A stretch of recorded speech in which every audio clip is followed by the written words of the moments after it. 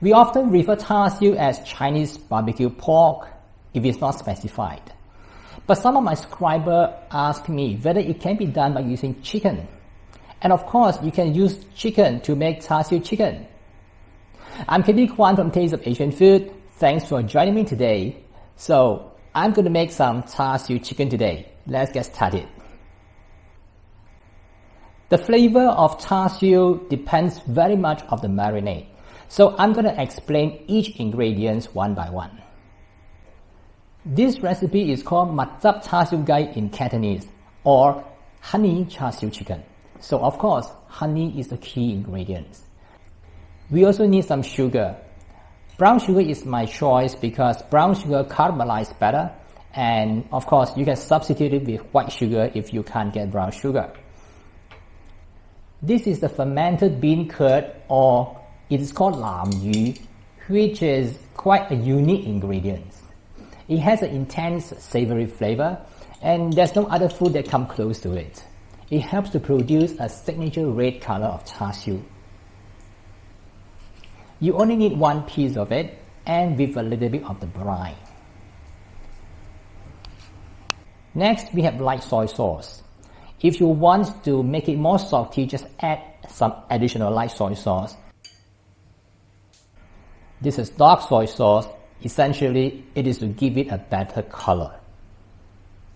Next, oyster sauce. Oyster sauce together with the light soy sauce and dark soy sauce, all these provide the saltiness and the savory flavor to the char siu. We also need some finely minced garlic. Make sure you mince the garlic finely so that it will mix into the marinade and it will not get burned easily during roasting. Some Chinese wine.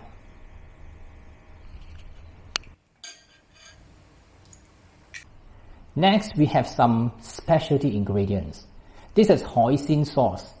It is mainly made with fermented soybean paste with some sesame paste, chili pepper, and so on. Another specialty item, this is called zhu hou sauce or zhu hou paste. It is a Cantonese specialty, and it is made with soybean paste, some sesame oil, some garlic. In fact, the flavor is quite close to the hoisin sauce. So if you don't have it, you can just use hoisin sauce alone. This is red yeast rice, and this is optional.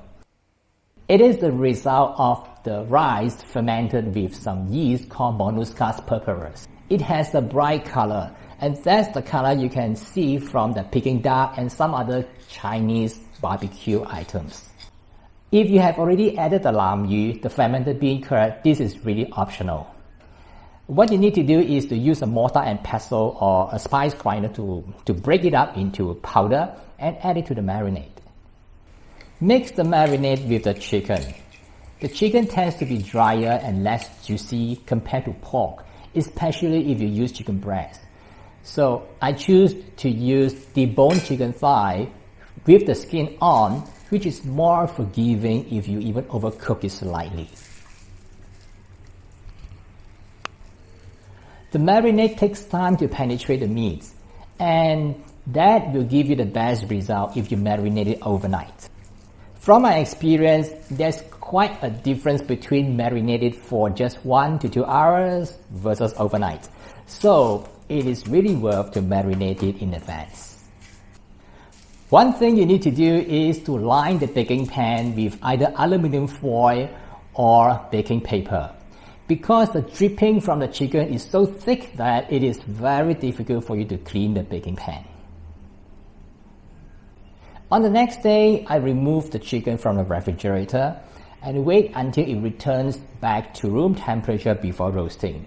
It is important to do that because I want to make sure that the inside of the chicken will cook properly. Brush the chicken with some vegetable oil.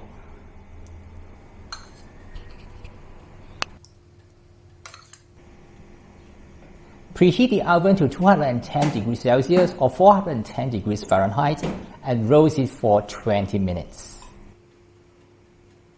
Meanwhile, let's mix the basting liquid for the chicken by using some maltose, and also use the remaining marinade to make the char siu sauce.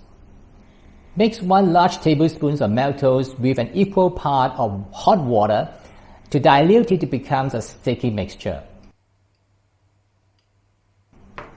And this is a basic liquid. However, it is too diluted, so I will bring it to a boil over low heat and to reduce it to about 1/3 of its original volume. And this is the liquid we're gonna use to baste the chicken after 20 minutes of roasting. The char siu chicken tastes even better if you drizzle some char siu sauce on top, or just serve along as dripping sauce. So the leftover marinade can double up as a sauce. Strain the marinade so that I can have a clean sauce. Then boil it over low heat to reduce it slightly, and that's the sauce. It is very simple to make a char siu sauce. After 20 minutes, remove it from the oven and then baste the chicken with the sticky maltose mixture that we have just made on both sides.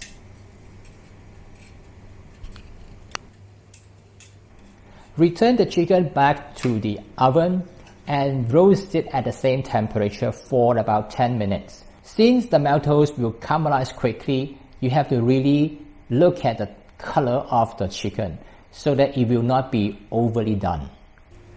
The chicken is cooked at about 74 degrees Celsius or 165 degrees Fahrenheit.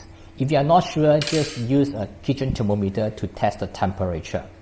It is done when this temperature is reached and there are char marks on the surface.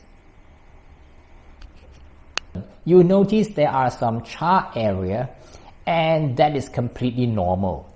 And in fact, that's the part that tastes the best. But I'm sure it is not very healthy, so I'll use a scissor to cut it off.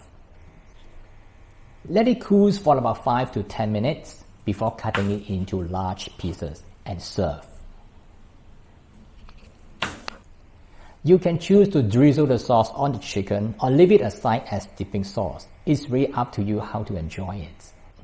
That's how to make char siu chicken, and I hope you enjoy it. If you like this video, please subscribe to my YouTube channel by clicking the subscribe button, tap the notification bell and give me a like. And please don't forget to share it with your friends and family on social media. I'll see you again in some other similar video very soon on this channel, and bye for now.